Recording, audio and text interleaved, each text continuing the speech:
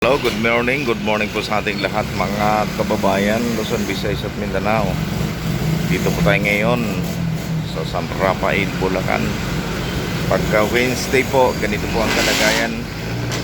Dito po, napakarami sasakyan, kaya medyo traffic, mabagal ang pagtakbo ng mga sasakyan. Kasi Wednesday po, araw ng Tianggi.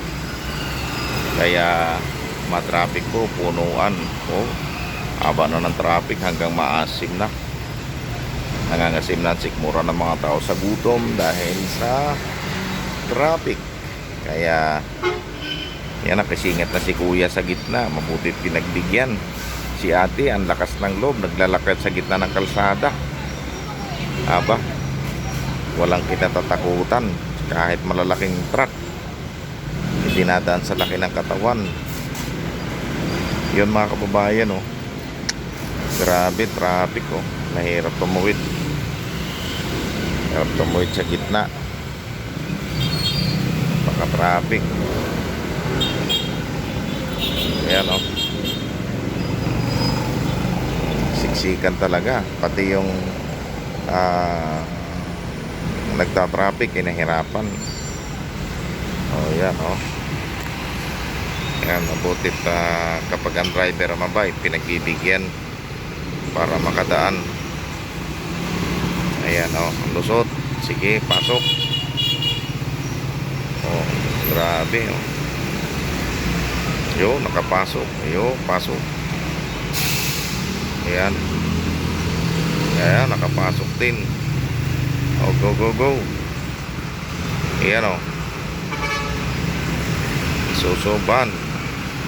So may dalang bakal si kuya. Ayun, pera, padaanin ng pera. Naku, dahil pera niya, no. Ikaw, purong mabagal tumakbo sa dami ng pera, oh. Siguro sa bangko yan.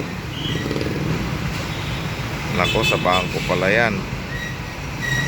Naku po. Ayan, oh. Kahaba ng traffic. Grabe talaga, oh. Tuwing Wednesday lang naman yan dito sa cross na daan. Grabing traffic, di na gumagalaw yung kabila, oh. Wala nang galawan yan, oh. Grabe.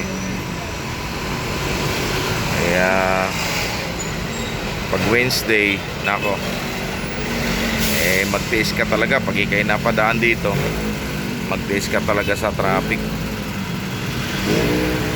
Dahil ganyan talaga yan, every Wednesday yan. Ayan, o, si Kuya Manny, taga San Agustin, sa traffic.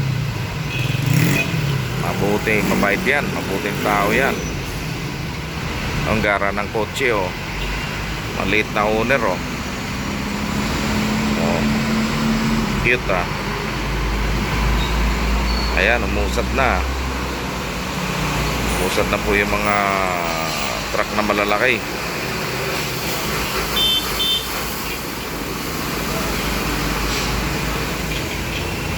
Ayun, pinadaan na sila.